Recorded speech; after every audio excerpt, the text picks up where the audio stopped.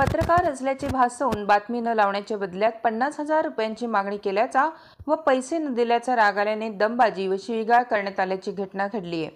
या प्रकरणी अर्जुन भाऊसाहेब गुरुळे यांनी नवनाथ पांडुरंग वाघ यांच्या विरोधात कोपरगाव तालुका पोलीस ठाण्यात पैशाची मागणी केल्याची तसेच शिवीगाळ करीत जीवे मारण्याची तक्रार दिली आहे।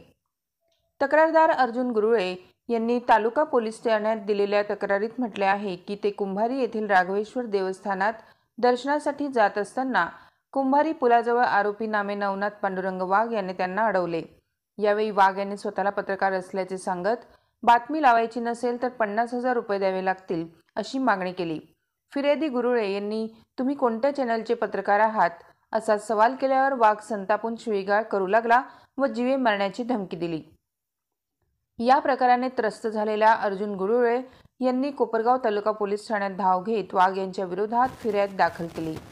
या तक्रारीवरून पोलिसांनी पैशांची मागणी, शिवीगाळ व दमबाजी संबंधी गुन्हा नोंदवून पुढील तपास सुरू केला आहे। दरम्यान कोपरगाव तालुका परिसरात बोगस पत्रकारांचा सुळसुळाट झाल्याची माहिती मिळते। अवैध व्यवसाय करणाऱ्यांकडून व्हिडिओ काढून पैसे उकळणे, खोट्या ओळखपत्रांचा वापर करून अधिकाऱ्यांना धमकावणे असे प्रकार सर्रास सुरू असल्याची तक्रार वारंवार समोर येत आहे।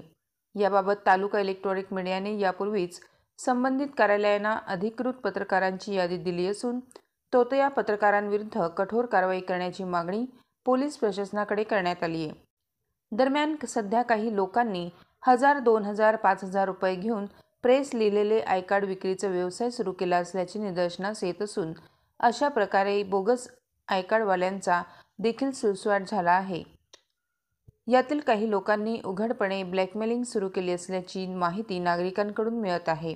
त्यामुळे रात्रंदिवस समाजासाठी एक करणाऱ्या पारंपरिक पत्रकारांची नाहक बदनामी होत आहे। दरम्यान सदर घटनेचा पुढील तपास कोपरगाव तालुका पोलीस करत असून तक्रारदार अर्जुन गुरुळे यांनी मला न्याय मिळावा अशी मागणी केली आहे। मी मुर्शदपूरचा रहिवासी असून मी राघवेश्वर मंदिरात दर्शनाला जात असताना मला तिथं नवनाथ पांडुरंग वाघ यांनी अडवलं।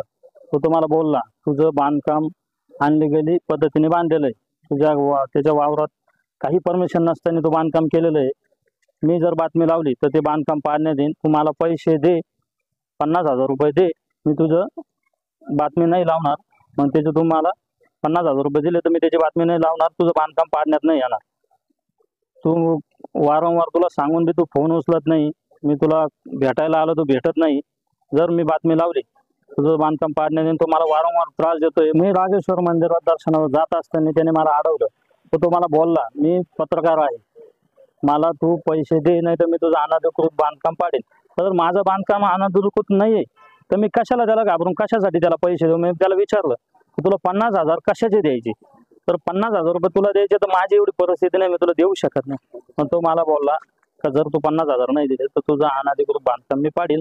मग तो मला बोलला, मी त्याला पत्रकार हे शब्द विचारल्यावर तो मला बोलला का माझ्याकडे कट्ट्यावाले माणसं आहे, मी युपीहून कट्टे मागवलेले, मी तुला मारून टाकेन, माझी पैशाची जर पूर्तता नाही केली तर ही बातमी लावून तुझं बांधकाम पाडून टाकेन।